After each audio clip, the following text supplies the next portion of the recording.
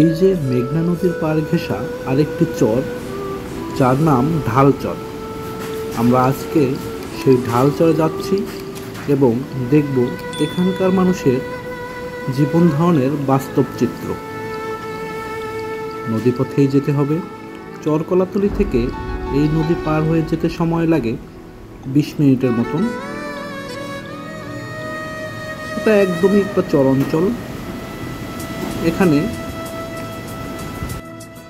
এই স্পিড বোটে আসা ছাড়া কোনো পথ নেই, আর হাঁটার পথ ছাড়া কোনো পথই নেই এই ঢালচরে। এখানে যতদূর চোখ যাবে শুধুই দেখবেন এরকম ছোট বড় অসংখ্য নদী।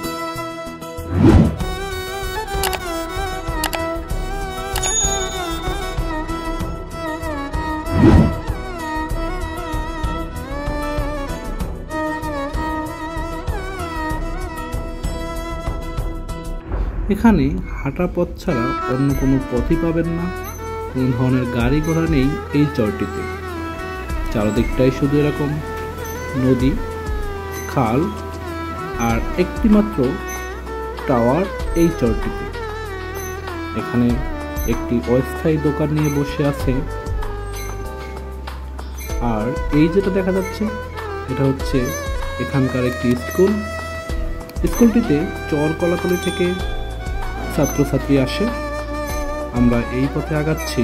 সামনে একটি বাজার, সেই বাজারের এখানে এই যে বাজারটা, হাতে গোনা 2-3টা দোকান আছে এই বাজারে। এবারে দেখছি গুগল ম্যাপে এই জায়গায় এই অবস্থানগত অবস্থায় আমরা আছি।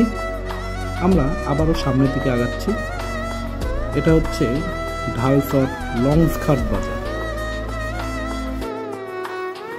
এই কেওড়া বনের পথ ধরেই সামনে আগাচ্ছি লঞ্চঘাটের উদ্দেশ্যে, যেটা ঢালচর মনপুরা চৌধুরী কামাল উদ্দিন লঞ্চঘাট নামে পরিচিত। ঘন বন, অরণ্য, আর মাঝে মাঝেই দেখা যাবে মাছের আনাগোনা। এই যে এখানটাতে মাছ, প্রচুর পরিমাণে মাছ দেখা যায়।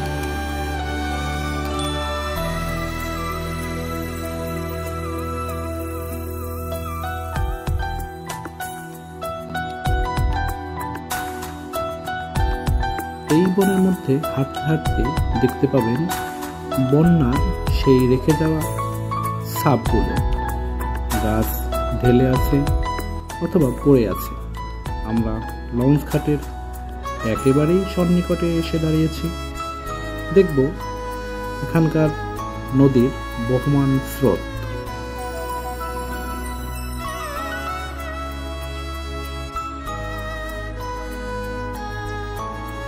এই মেঘনা নদীর জোয়ারের খরস্রোতা ভাবটা আমরা এবারে দেখতে পাব।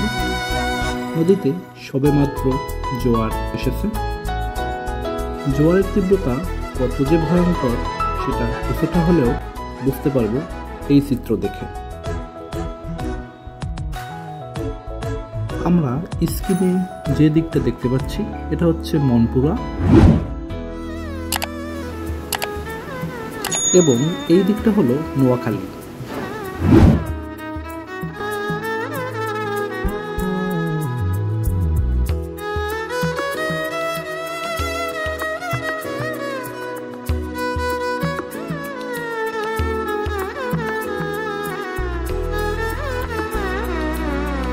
অসংখ্য ছোট বড় মাছ ধরার ট্রলার আমি দেখতে পাবো।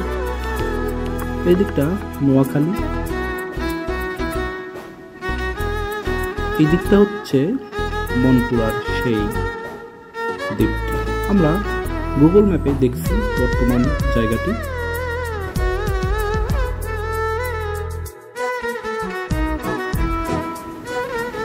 আজকে এ পর্যন্তই। দেখা হবে পরের কোনো নতুন ভিডিওতে। ভালো থাকবেন, সুস্থ থাকবেন এই প্রত্যাশা রাখি। আজকে এই পর্যন্ত। ধন্যবাদ সবাইকে।